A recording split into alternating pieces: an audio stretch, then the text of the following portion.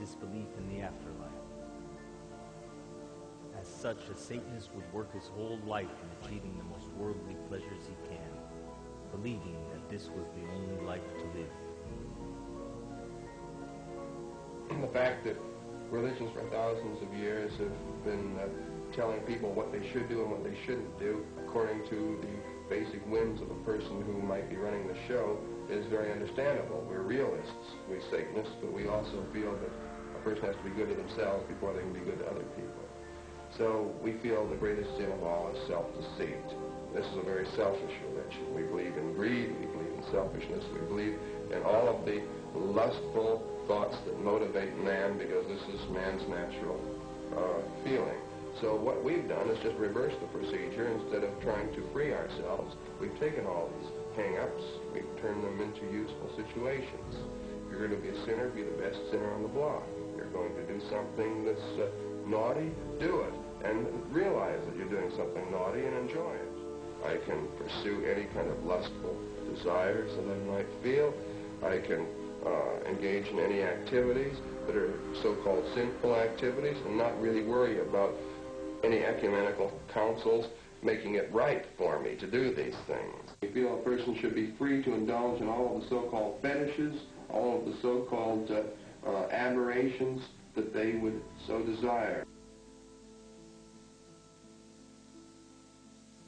So what is the link between Freemasonry and Satanism?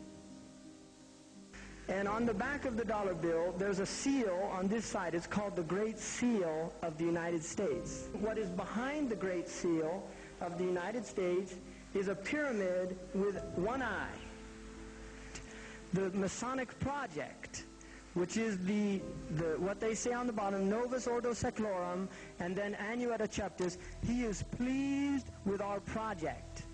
In other words, the God they believe in is pleased with our project. What is the project? This is the question. What is the project that this God is pleased with?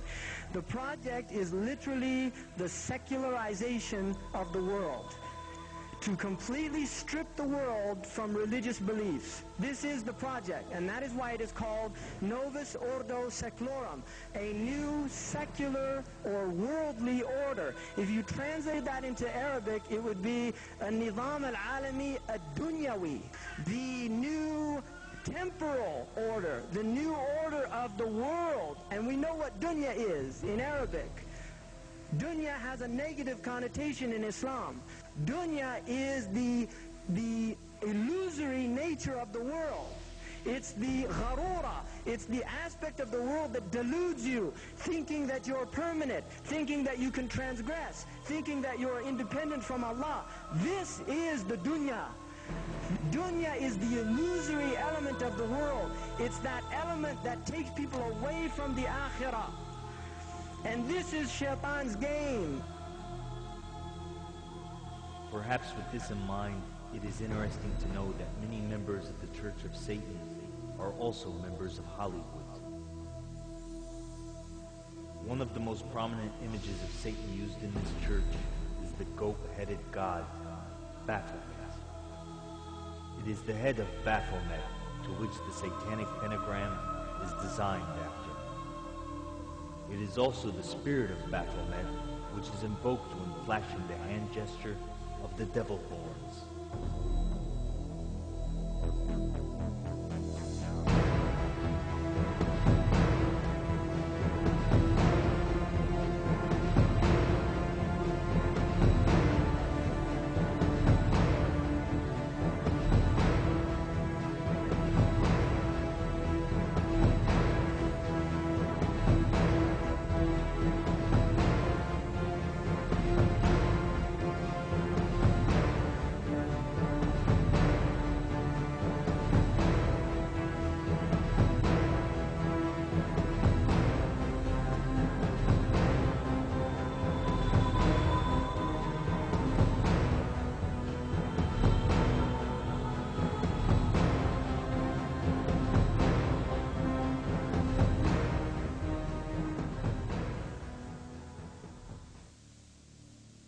Could there be a secret link between our world leaders and Satanism? Also in the street plan of Washington, you find pentagrams. What the Nazis did, however, was take the swastika and turn it round to indicate the negative. It's what they call reverse symbolism in Satanism. So what they do with the pentagram, which is why it's become a satanic symbol, is to turn it upside down, so it's pointing down. Reverse symbolism. It's the same with the dove, Semiramis. To the general population, the dove equals peace, love, and all this stuff. Reverse symbolism, the dove equals death and destruction.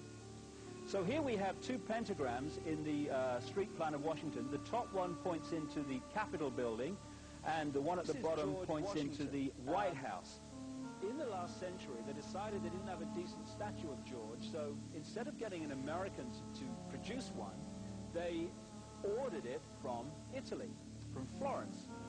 And when it arrived on the dockside, people were staggered, because here was George, the first president of the United States, depicted naked from the waist up with this cloth over his Bill Clinton's, and then pointing up one arm, pointing down the other. What's going on? Unless you realize where these people are coming from, it's inexplicable. Well, if you just hold that in your mind, arm up, arm down, naked from the waist up, and then Bill Clinton's covered in a piece of cloth, well, this is where it's coming from. This is the ancient depiction of the compilation of the negative force symbol that the Templars worshipped, or the high-level Templars worshipped anyway, called Baphomet. And this is why they depicted George Washington in that way. Aside from being the father of modern-day Satanism, Aleister Crowley was also the father of something else. In September of 1924, Aleister Crowley was in France, allegedly having an affair with Miss Pauline Pierce. She later left and went back home to America, where, 9 months later, she gave birth to her daughter, Barbara. Barbara, Crowley's daughter from lover Pauline Pierce, would later marry a man named George and change her last name to Bush. Together, they gave birth to George W. Bush.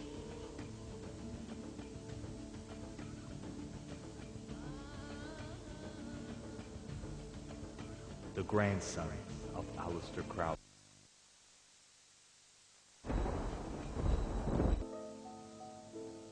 Being George W. Bush's grandfather from his mother's side, it seems that Aleister Crowley wasn't the only grandfather with dark ties. George W. Bush's grandfather from his father's side, Prescott Bush, was the first member of the family to be inducted into the secret society, Skull and Bones.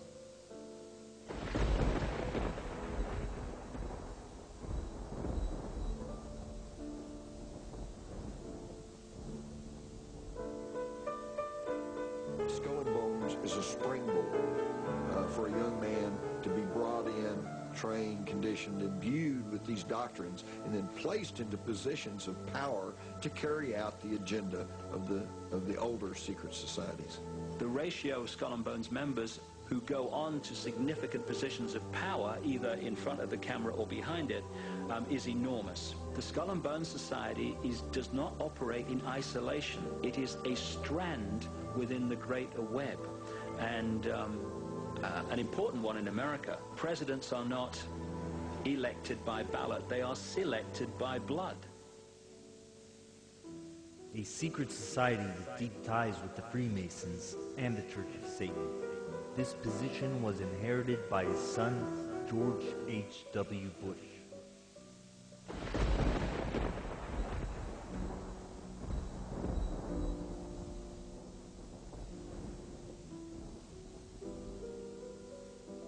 The Skull and Bones Society seems to be particularly important for bringing American elite bloodline young people into the web and being initiated into the web.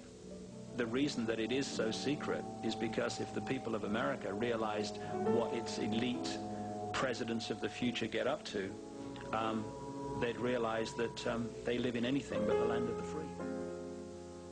George H.